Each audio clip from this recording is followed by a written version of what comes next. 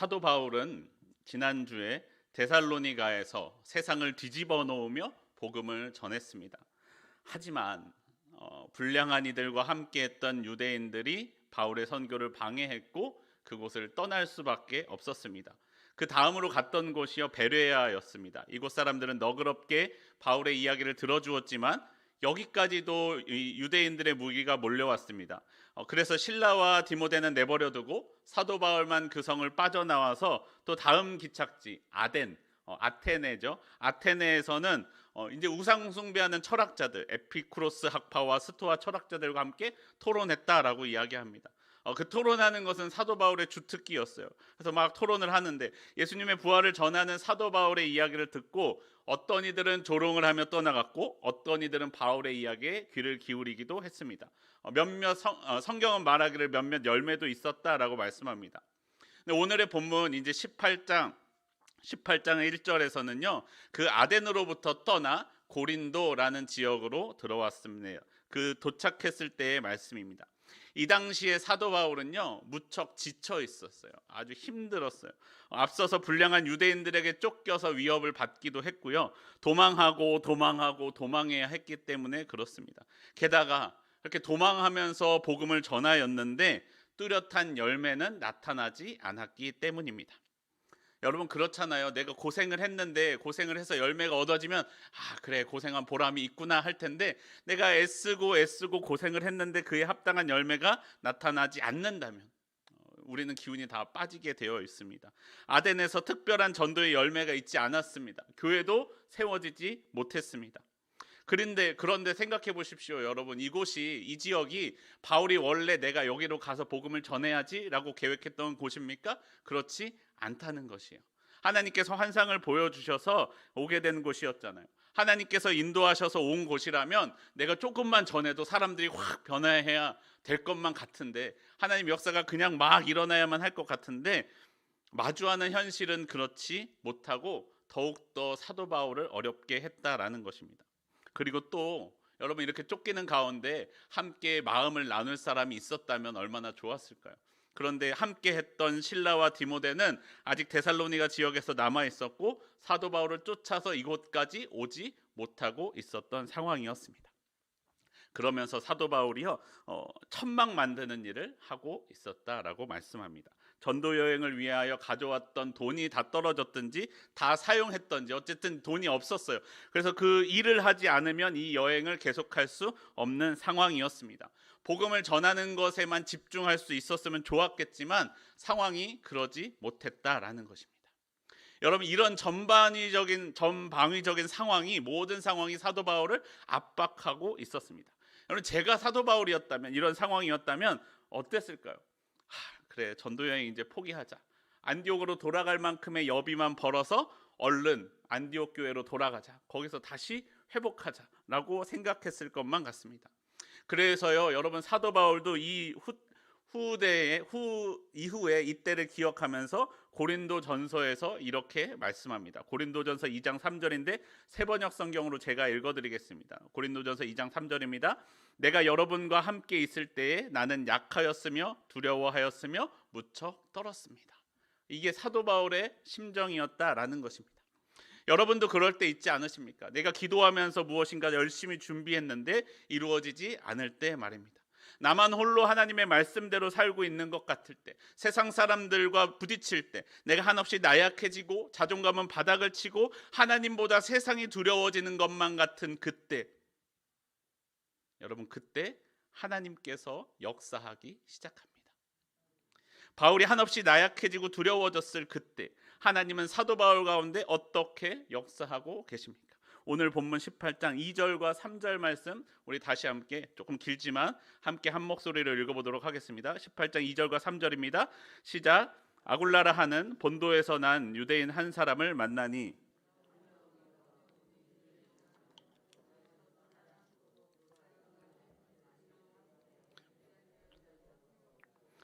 바울이 그들에게 감해 생업이 같음으로 함께 살며 일을 하니 그 생업은 천막을 만드는 것이더라. 말씀드린 것처럼요, 사도 바울은 이제 전도 여행을 계속할 비용이 떨어졌습니다. 일을 하지 않으면 안 될 상황이었습니다. 당시의 랍비들은요, 말씀을 가르치는 것으로 돈을 받지 않았기 때문에 다른 부수적인 일들을 기술들을 갖고 있는 것이 특별한 일은 아니었습니다. 일반적인 상황이었습니다. 사도 바울도 천막을 만드는 기술이 있었다라는 것이죠. 그런데 그때 마침 아굴라와 브리스길라를 만나게 하십니다. 이 두 부부는요, 바울과 같이 천막을 만드는 일을 하는 사람들이었습니다. 이들과 함께 살면서 같이 일을 하기 시작했습니다. 아굴라와 브리스길라, 이 두 사람은 이 두 사람도 본래 이 땅 고린도 사람들이 아니었습니다. 아굴라는 본도 출신이었고요. 본도는 그 강 건너 소아시아 지역에 있는 나라죠. 이달리아로부터 왔다라는 뜻은 무엇이냐면요, 이달리아, 지금은 우리가 말하는 이탈리아인데 로마에서 왔다는 거예요. 로마에 있던 이 아굴라와 브리스길라 부부가, 글라우디오라는 로마의 황제가 자꾸 로마에서 유대인들 때문에 문제가 생기니까 유대인들을 로마에서 다 추방시켜 버렸던 사건으로 이 두 부부가 이 땅까지, 고린도까지 오게 된 것이다라고 말씀합니다. 여러분, 아굴라 가족은요, 당시에 수도 로마에서 쫓겨나 고향으로 가던 중에 이곳 고린도에서 사도 바울과 만나게 되었습니다. 여러분, 생각해 보십시오. 수도 로마에서 쫓겨나 고향으로 돌아가는 길이에요. 성공하고 부자가 되어서 돌아가는 길이 아니고 쫓겨나서 돌아가는 길입니다. 아굴라 부부도 얼마나 마음에 절망을 안고 그 땅을 돌아가고 있는 상태였겠습니까? 본도로 돌아가는 배를 타기 위하여 머물며 바울과 함께 천막을 만드는 일을 하게 되었다라는 것입니다. 하나님께서요, 그러한 사도 바울과 그런 아굴라와 브리스길라 부부를 만나게 하셨습니다. 둘 다 절망에 있는 그 상황 가운데에서 서로를 붙들어주며 함께 일을 하게 해 주셨습니다. 여러분, 그 감사한 것은요, 그들이 할 일이 있었습니다. 아굴라 부부가 쫓겨나온 것처럼 많은 사람들이 이 로마에서 쫓겨나왔기 때문에 그 사람들이 고향으로 돌아갈 배를 타기 위해 고린도에 왔을 때 그 사람들이 머물 천막이 필요했어요. 임시로 머물 거처인 것이죠. 그래서 그 천막을 만드는 일이 더욱더 많아지게 되었고 이들이 할 일이 있었다라는 것입니다. 그리고 이 둘이 만남으로써 사도 바울에게는 특별한 상황이 허락되는데요. 18장 4절에선 이렇게 말씀합니다. 사도행전 18장 4절입니다. 안식일마다 바울이 회당에서 강론하고 유대인과 헬라인을 권면하니라. 사도 바울은 천막을 만드는 일을 하였지만요, 안식일에는 회당에서 말씀 전하는 일을 멈추지 않았다라고 말씀합니다. 유대 사람들과 그리스 사람들에게 복음을 전하였다라는 것이죠. 아니, 이거 이전에도 사도 바울이 계속했던 건데 왜 특별한 일입니까? 라고 물으실 수도 있겠지만, 여러분, 사도 바울이요, 안식일에는 일을 하지 않고 복음을 전할 수 있도록 허락되었다라는 것입니다. 이것은 같은 유대인인 아굴라와 브리스길라 부부와 함께 일을 했기 때문이라는 것이에요. 만약에 여러분, 이 사도 바울이 다른 이방 사람들과 일을 했다면 어떻게 되었을까요? 이 쉬는 날을 아예 주지도 않을 수도 있고 다른 날을 쉬는 날로 정했을 수도 있었을 것이에요. 예를 들어서 여러분, 지금도 이슬람은 쉬는 날이 그들의 안식일이 금요일을 그들을 쉬는 날로 지킵니다. 이스라엘 사람들, 유대인들은 토요일을 안식일로 지키죠. 그리고 우리는 일요일을 주일로 지킵니다. 여러분, 만약에 우리가 이슬람 사장님 밑에서 일을 한다면 언제 쉬어야 돼요? 금요일 날 쉬어야 돼요. 나 예배드리러 갈 수 있어요, 없어요? 힘들어요. 사장님과 싸우고 나와서 다시 하나님을 믿는 사람 밑으로 들어가든가 해야 되는데 그때 금요일 날 사장님이 쉬기 때문에 나도 금요일 날 쉴 수밖에 없다는 것이에요. 근데 만약에 사도 바울이 그 당시에 다른 유대인들이 아닌 다른 그 로마 사람들이나 이방인들과 일을 했다면 다른 날 쉬어야만 했을 텐데 같이 안식일을 지키는 유대인 아굴라 부부를 만났기 때문에 안식일에 회당에서 복음을 전하는 일을 멈추지 않을 수 있었다라고 우리에게 말씀해주고 있는 것입니다. 여러분, 또 다른 만남도 있습니다. 시간이 지나서요, 실라와 디모데도 와서 함께 동역하게 되었습니다. 사도행전 18장 5절 말씀입니다. 18장 5절 함께 읽겠습니다. 시작. 실라와 디모데가 마게도냐로부터 내려오매 바울이 하나님의 말씀에 붙잡혀 유대인들에게 예수는 그리스도라 밝히 증언하니. 실라와 디모데가 마게도냐로부터 이제 드디어 내려오게 되었습니다. 지금의 여행보다요, 당시의 여행은 길도 험하고 사고도 많고 강도도 많이 있었던 때인데 무사히 내려왔습니다. 다치지도 않았고 헌금도 무사히 가지고 와서 이제는 일을 하지 않고도 말씀을 전하는 일을 할 수 있게 되었습니다. 사도 바울은 이제 함께 복음을 전할 동역자를 얻게 되었습니다. 여러분 5절 말씀을 보시면요, 바울이 다시 하나님의 말씀에 붙잡혀 유대인들에게 예수가 그리스도이심을 밝히 증언할 수 있는 힘을 얻게 된 것, 그것은요 실라와 디모데가 내려왔기 때문이다라고 말씀합니다. 실라와 디모데가 마게도냐로부터 내려왔기 때문에 바울이 하나님의 말씀에 붙잡혀 유대인들에게 예수는 그리스도라 밝히 증언하였다라고 말씀합니다. 실라와 디모데가 오자 다시 힘을 얻어 하나님의 복음을, 예수님의 복음을 전하기 시작했다라고 말씀해 줍니다. 여러분 기억하십시오. 내 삶이 어떠할지라도요, 내 삶의 상황이 어떠할지라도 하나님은 우리와 함께 하십니다. 우리가 하나님의 함께 하심을 믿으면서 하나님의 길을 계속 걸어갈 때요, 하나님은 우리와 함께 하실 뿐만 아니라 우리와 함께 하나님을 예배할 그 사람들을 우리 가운데 붙여 주신다라는 것이요. 내가 상황 때문에 그 일을 결정하는 것이 아니라 하나님 때문에 내 삶의 방향을 결정할 때 하나님께서 우리의 길을 도우시며 함께 하십니다. 바울에게 아굴라와 브리스길라 부부를, 그리고 실라와 디모데를 붙여주신 것처럼 말입니다. 그리고 또 하나님은 사도 바울에게 거듭 반복해서 말씀하십니다. 뒤에 나오는 18장 9절과 10절 말씀입니다. 9절과 10절 말씀 좀 길지만 이것도 함께 한 목소리로 읽어보겠습니다. 시작. 밤에 주께서 환상 가운데 바울에게 말씀하시되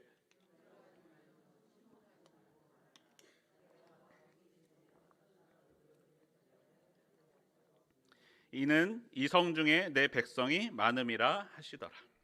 바울이 담대하게 복음을 전했지만요, 여전히 사람들 앞에서는 담대하게 복음을 전했을지 몰라도 아마 이 마음 한구석에, 이 안쪽에는요 무척이나 두렵고 떨리는 마음이 있었나 봅니다. 하나님께서 그런 사도 바울에게 다시 한번 말씀해 주십니다. 내가 너와 함께 있음에.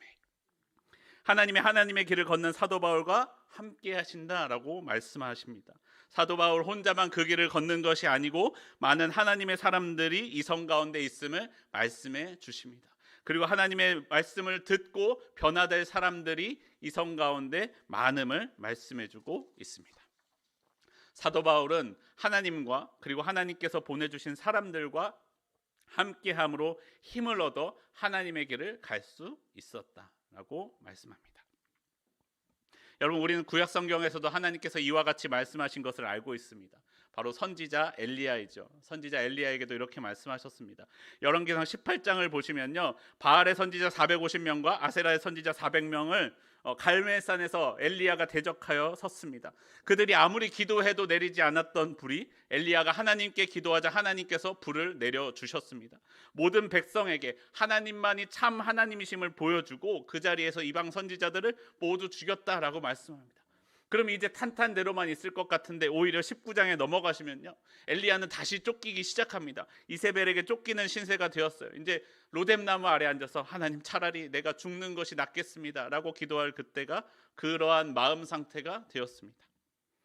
하나님은 그러한 엘리야를 찾아가셨습니다. 천사를 보내어 떡과 물을 먹게 하십니다. 그리고 다시 일으키십니다. 그리고 하나님께서 계획하고 계신 다음 비전을 보여주십니다. 그리고 말씀하십니다. 열왕기상 19장 18절 말씀입니다. 그러나 내가 이스라엘 가운데 7,000명을 남기리니 다 바알에게 무릎 꿇지 아니하고 다 바알에게 입맞추지 아니한 자니라. 너 혼자 하는 거 아니고 내가 준비해 놓은 사람들이 있다라는 것입니다. 그 말씀에 엘리야는 다시 힘을 얻고 하나님의 길을 떠날 수 있었습니다. 여러분 기억하십시오. 하나님은 우리를 홀로 두시지 않습니다. 하나님께서는 우리와 함께 하십니다. 그리고 함께 하나님을 바라보는 사람들을 붙여주십니다. 상황은 우리를 어렵게 할지라도요, 하나님은 그 상황 너머에 새로운 길을 준비하고 계십니다. 마침 아굴라 부부를 만나게 하셨고, 마침 그들이 같은 일을 하고 있었고, 마침 천막에 필요한 상황이 되었고, 마침 그들이 함께 일을 할 수 있었고, 마침 안식일에 복음을 전하는 일도 함께 할 수 있었습니다. 이 모든 것은 하나님께서 사도 바울을 위해 준비하고 있었던 일이었습니다. 여러분 우리가 상황에 눈을 두는 것이 아니라요, 눈을 들어 함께 하시고 역사하시는 하나님을 바라보십시오. 그리고 옆에 있는 사람들을 함께 붙들어주며 힘을 북돋아 주십시오. 하나님께서 우리와 함께 하실 것입니다. 하나님과 함께 했던 사도 바울은요, 이제 자신의 사역 방향을 보다 확고하게 다지게 됩니다. 앞선 베레아와 아덴에서 경험했던 실패는요, 바른 방향을 잡는 과정이 되게 됩니다. 사도 바울 개인에게 보면요, 앞에서 있었던 베레아와 아덴에서의 사역이 실패라고 말할 수 있을지 몰라도 하나님은 실패하지 않으셨습니다. 이후로 고린도 교회에 보낸 사도 바울의 편지를 통해서 우리가 알 수 있습니다. 고린도전서 2장 1절과 2절 말씀입니다. 고린도전서 2장 1절과 2절 말씀에서 이렇게 말씀합니다. 형제들아, 내가 너희에게 나아가 하나님의 증거를 전할 때에 말과 지혜의 아름다운 것으로 아니하였나니 내가 너희 중에서 예수 그리스도와 그가 십자가에 못 박히신 것 외에는 아무것도 알지 아니하기로 작정하였음이라. 여러분, 물론 이전에도요, 사도 바울이 예수님을 십자가를 전하지 않은 것은 아니었습니다. 하지만 이제는 예수 그리스도와 그가 십자가에 못 박히신 것 외에는 전하지 않겠다. 내가 십자가도 전하겠다가 아니라 십자가 외에는 전하지 않겠다라고 결단하며 고백합니다. 앞서서 아덴에서 화려한 사람들의 말로 다른 사람들을 설득하려고 했어도 일어나지 않는 변화, 그들의 삶의 변화가 일어나지 않는 것을 보았기 때문입니다. 오직 예수님과 예수님의 십자가, 그 복음만이 역사하는 능력이 있음을 다시 한번 깨닫게 되었기 때문입니다. 그 복음의 본질을 회복함으로써 바울은 새 힘을 얻게 되었다라고 말씀합니다. 그래서요, 실라와 바나바가 다시 함께 하게 되자 그 복음 전하는 일에 집중하게 됩니다. 유대인들에게는 예수는 그리스도의 심을 밝히 증언하고 있습니다. 아무리 유대인이 핍박하고 바울을 핍박해도요, 그것이 하나님의 복음이고 하나님의 뜻임을 전하고 있다라는 것입니다. 바울의 중심이 다시 한번 하나님의 복음으로 강력하게 붙들리게 되었다라는 것입니다. 그리고 바울에게 본래 주어진 사명이 무엇입니까? 이방인의 사도, 유대인이 복음을 받아들이지 않을지라도 하나님께서 바울을 통해 이방 사람들에게 복음 전하게 하실 것을 믿으며 그 길을, 그 복음 전하는 것을 굳건히 할 수 있었다라는 것입니다. 사도 바울은요, 이제 사람들의 반응에 휘둘리지 않습니다. 사도 바울의 삶의 기준은요, 세상 사람들의 그것과는 확실히 달랐다라는 것입니다. 이제 이 어려움들을 통해 사도 바울에게는 이것들이 어려움들이었지만 자신의 삶의 방향이 더욱더 확고해지는 시간들이 되었습니다. 이후에 사도 바울의 행보를 보면 더욱 그렇습니다. 사도행전 18장 7절과 8절에서 이렇게 말씀합니다. 거기서 옮겨 하나님을 경외하는 디도 유스도라 하는 사람의 집에 들어가니 그 집은 회당 옆이라. 또 회당장 그리스보가 온 집안과 더불어 주를 믿으며 수많은 고린도 사람도 듣고 믿어 세례를 받더라. 바울이 복음을 전했을 때 하나님을 경외하는 디도 유스도라 하는 사람을 만나게 하셨습니다. 그리고 회당장 그리스보가 온 집안 사람들과 함께 주를 믿게 하셨고 세례를 받게 하셨습니다. 사도 바울은 디도 유스도의 집에 머물면서 말씀을 전하였다라고 말씀합니다. 여러분, 제가 이 본문을 읽으면서 주목한 것이 있어요. 사도 바울이 어디에 머물렀습니까? 디도 유스도의 집에 머물렀다라고 말씀합니다. 여러분, 함께 믿게 된 사람이 또 누가 있어요? 회당장 그리스보가 있잖아요. 한 회당의 장이었던 그리스보가 주님을 믿게 되었습니다. 근데 여러분 생각해 보세요. 한 회당의 장을 맡을 정도의 사람이에요. 그럼 이 사람은요, 아마 재정적으로도 그리고 세상적으로도 권세도 있고 능력도 있었을 거예요. 누구 집이 더 좋았을까? 물론 디도 유스도의 집이 얼마나 좋았는지 말씀해주고 있지 않기 때문에 얼마나 좋은지 모르겠지만 아마 그리스도의 집이 더 좋지 않았을까 개인적으로 생각이 들더라고요. 그런데 중요한 것은요, 사도 바울이 자신의 거처를 정하는 데 있어서 무엇을 중심으로 무엇을 기준으로 삼고 있는가를 보아야 합니다. 사도 바울이 자신이 머물 거처를 정하는 데 있어서 누구의 집이 더 좋은가 좋지 않은가는 하나도 중요하지 않았습니다. 어느 집의 침대가 더 좋은지, 어느 집 밥이 더 맛있는지 그것은 중요하지 않았고요. 오직 디도 유스도의 집에 머문 이유는 무엇입니까? 그 집이 회당 옆에 있었기 때문이다라고 말씀합니다. 회당을 기준으로 가까운 곳이기에 디도 유스도의 집에 머뭅니다. 복음을 전하기에 그곳이 가장 좋은 곳이기에 그렇다라는 것이요. 사도 바울의 삶의 기준이 세상 사람들 보는 것처럼 물질적이거나 아니면 명예적이거나 하는 것을 노리지 아니하고 오직 복음 전하는 그 일에만 집중하고 있었다라는 것입니다. 우리 창세기 12장을 보시면요, 아브라함을 따라 가나안 땅에 들어가는 롯에 대한 말씀이 나옵니다. 12장 4절에서 이렇게 말씀합니다.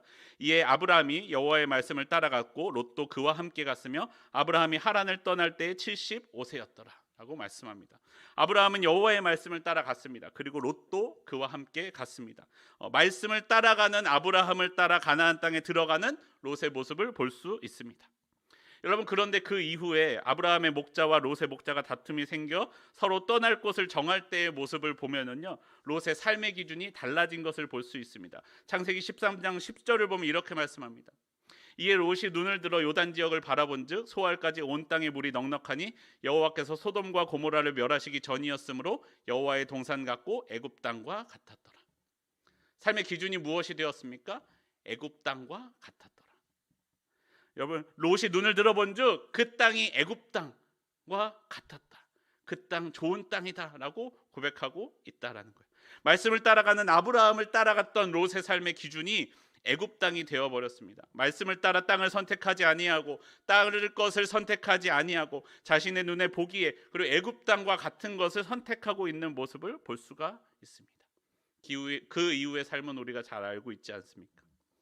여러분은 무엇을 기준으로 삶을 살아가십니까? 삶의 문제가 찾아오고 어려움이 찾아올 때에 여러분, 우리는요 본질을 더욱더 회복해야만 합니다.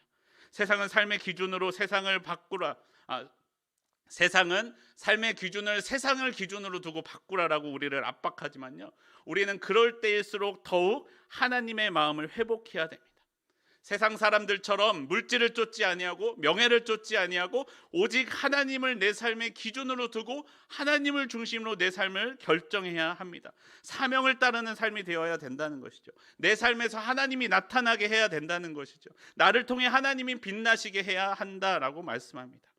하나님께서 주시는 사명이 내 삶의 기준이 되어야 합니다. 내 삶의 기준을 하나님 앞에 바로 세울 때 우리는 하나님의 힘을 회복할 수 있습니다. 여러분, 이 이후에요, 힘을 회복한 사도 바울은 전도 여행 중 가장 많은 기간인 1년 6개월 동안을 이곳에 머물면서 하나님의 말씀을 가르쳤다라고 말씀합니다. 여러분, 우리가 지치고 힘들 때 하나님께서 우리에게 주시는 힘과 능력으로 일어서기를 바랍니다. 우리와 지금도 함께 하시며 우리를 위하여 붙여주시는 주님의 동역자들의 손을 붙들고 일어서기 바랍니다. 일어서서 하나님께서 내게 주시는 사명을 다시 한번 확인하며 끝까지 하나님의 마음으로 그 일을 지켜 나가길 바랍니다. 하나님을 기준 삼아 나의 삶의 방향을 결정함으로 나와 함께 하시는 주님의 손을 붙들고 믿음의 길을 끝까지 걸어가는 저와 여러분의 삶이 되기를 소원합니다.